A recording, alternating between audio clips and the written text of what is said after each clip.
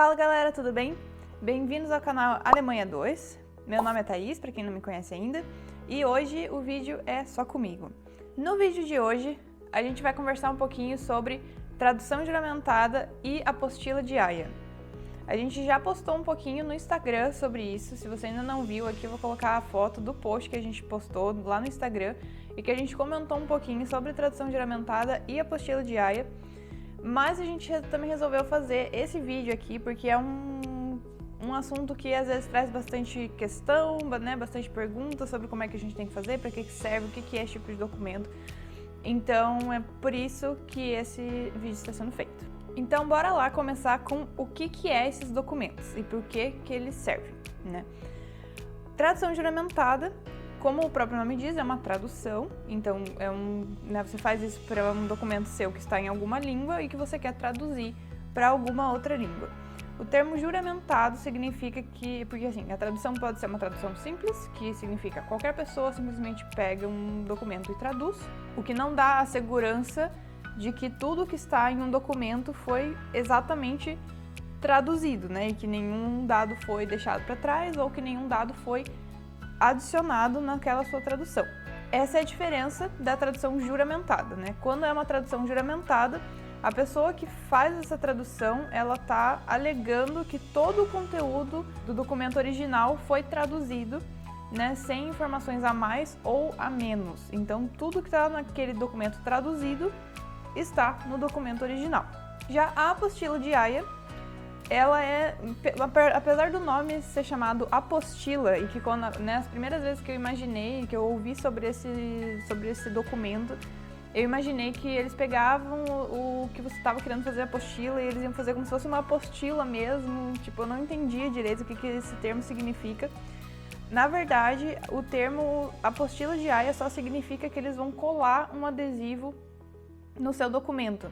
Eu vou colocar uma foto aqui para ficar mais fácil para vocês verem como que é isso. Então, a apostila de Haia é apenas esse adesivo no seu documento. Então, isso é o que esses documentos são, né? E agora, para que ele serve? Uma tradução, como qualquer outra tradução, serve para que você consiga ter o seu documento em uma outra língua. Serve para que pessoas que não falem, né, o português, né, que é o mais comum de quem está assistindo esse vídeo.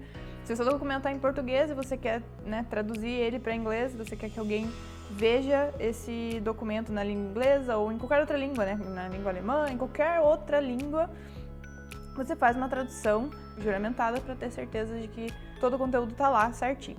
Então ele serve para que outras pessoas, né, que não falem a sua língua, consigam ler o seu documento.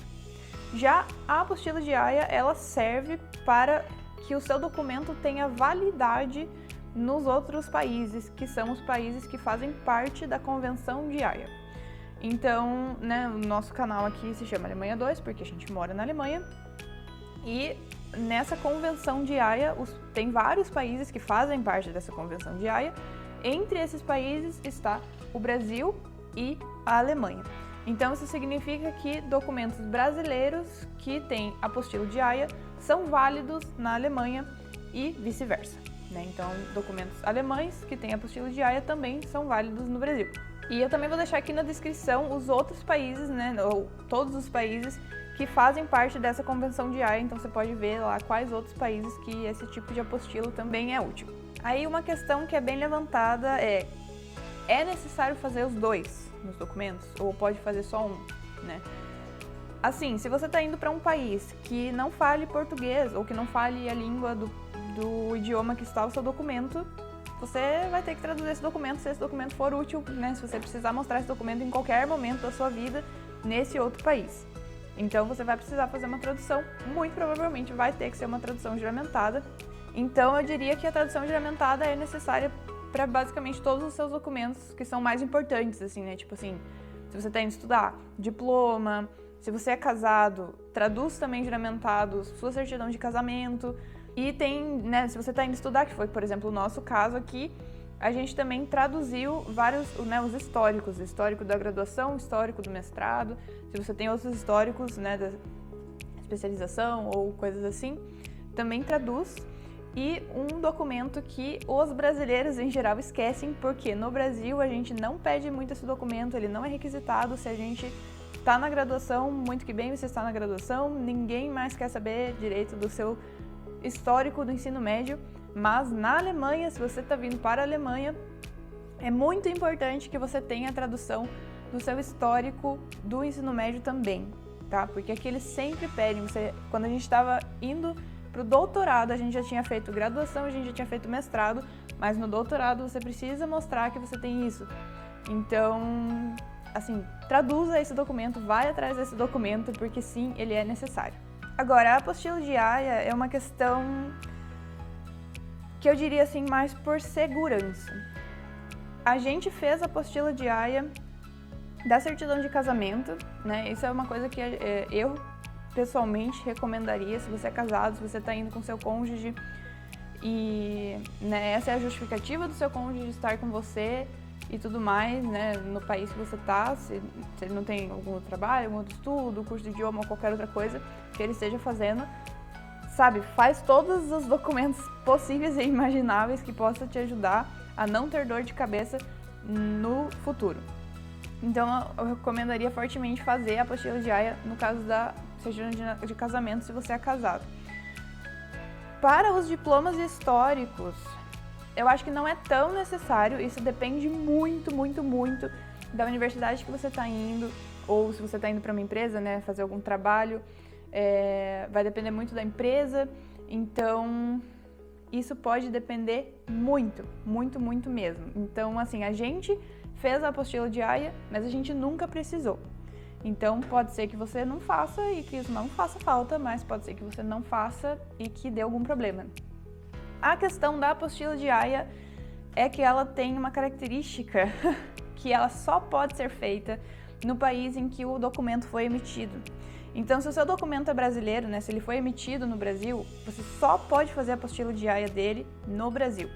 Isso significa que, se você está na Alemanha com o seu documento lá, lindo, maravilhoso, traduzido, mas sem a apostila de AIA, e eles falam, não, mas a gente não aceita assim, né, a gente precisa da apostila de AIA. O que isso significa? Que você vai ter que voltar para o Brasil ou você vai ter que enviar esse documento por correio para o Brasil, o original mesmo, para que alguém faça essa apostila de AIA no Brasil e daí esse documento precisa retornar para a Alemanha. Então é uma dor de cabeça. Se você está, né, aí fica a seu critério se você decide arriscar ou não. A gente decidiu não arriscar, não fez falta, mas como eu já falei, talvez faça falta para alguém que não faça isso. Aí uma outra pergunta que eu tive muita dúvida nisso quando eu estava nesse processo de tem que traduzir, tem que apostilar, mas qual que eu faço primeiro? Qual que é a ordem? Primeiro você apostila e faz a tradução depois, ou primeiro você traduz e depois você faz a apostila de AIA?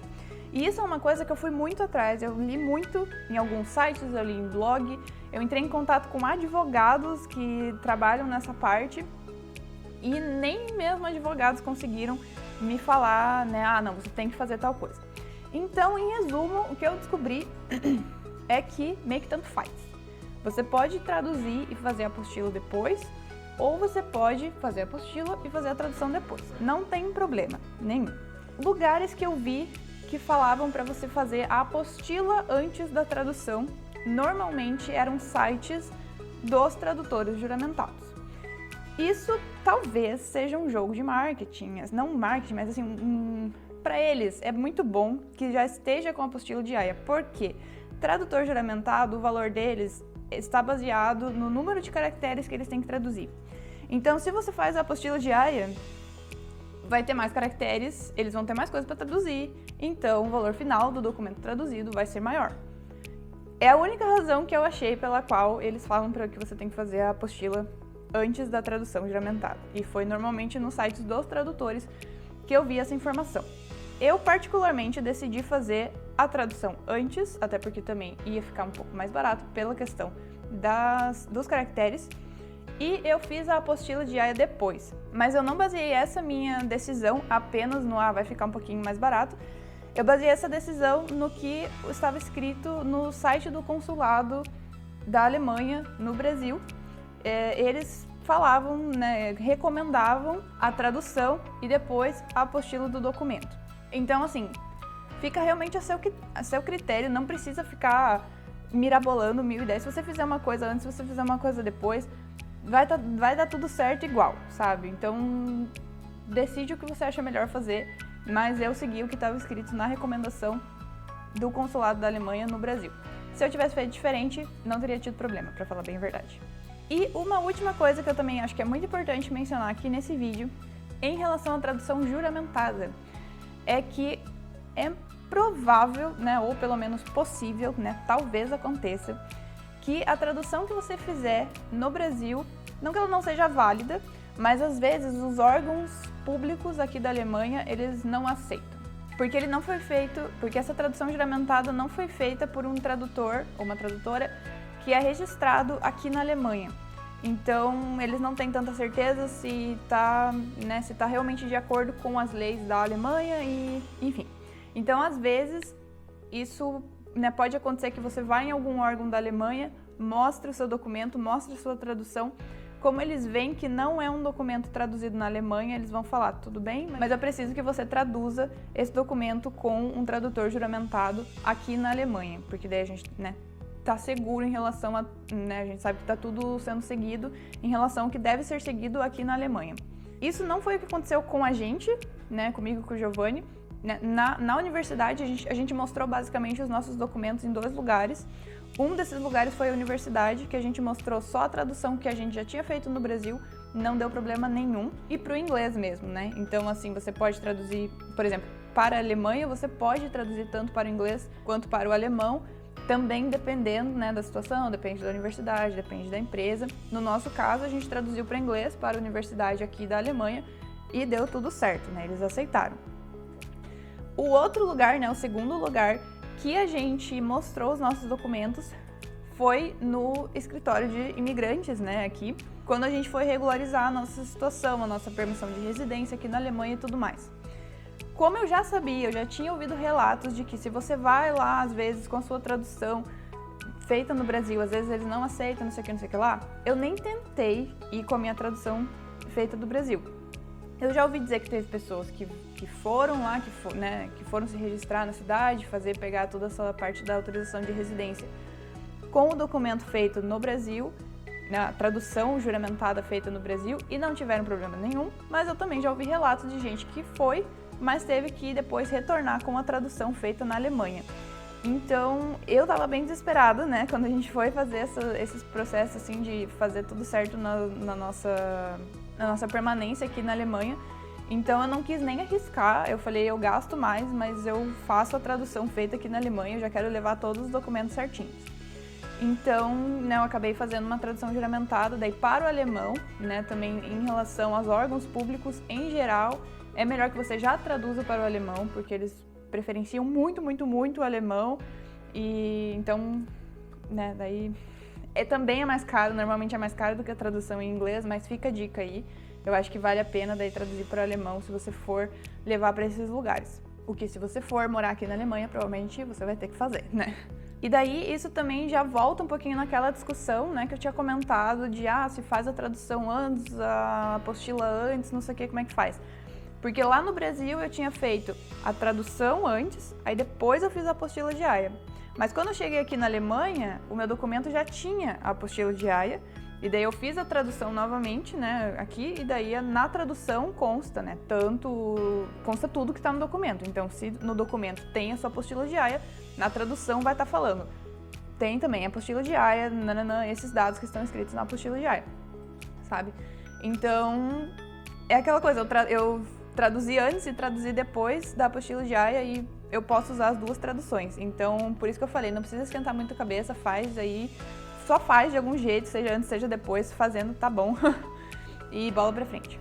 Bom, galera, então o vídeo de hoje era isso. Eu queria trazer um pouquinho mais de informação sobre tradução juramentada e apostila de Haia, mais especificamente, porque eu sei que isso é um assunto que traz bastante questão, a gente tem bastante dúvida, e por mais que tem bastante informação pra gente ver na internet, também tem informações que são, né, que não seguem o mesmo caminho, né? Falam para você primeiro fazer uma coisa, depois fazer outra. Então, às vezes a gente fica um pouco na dúvida. Eu quis trazer um pouquinho, né, do que eu já vivi em relação a isso. Eu espero que a minha experiência ajude vocês. Se você acha que esse vídeo tá te ajudando e que essas informações são úteis, né, para você ou para alguém que está passando por esse processo, Eu peço para que você já curta esse vídeo, porque é para isso que a gente tá aqui, né? A gente tá aqui para ajudar vocês e tentar trazer um pouquinho, né, mais de esclarecimento em todo esse processo de ir morar para fora ou ir passar um tempo fora, fazer um intercâmbio que seja. E eu peço para que você comente aqui se você sabe de alguma outra informação que eu não comentei aqui nesse vídeo, ou se você tiver qualquer pergunta em relação a isso, também pode comentar aqui que a gente vai conversando. E então é isso, se inscreve no canal para ficar ligado nos próximos vídeos, ativa o sininho para apitar a notificação assim que a gente soltar um vídeo novo e a gente se vê na semana que vem no próximo vídeo. Um beijo, tchau, tchau!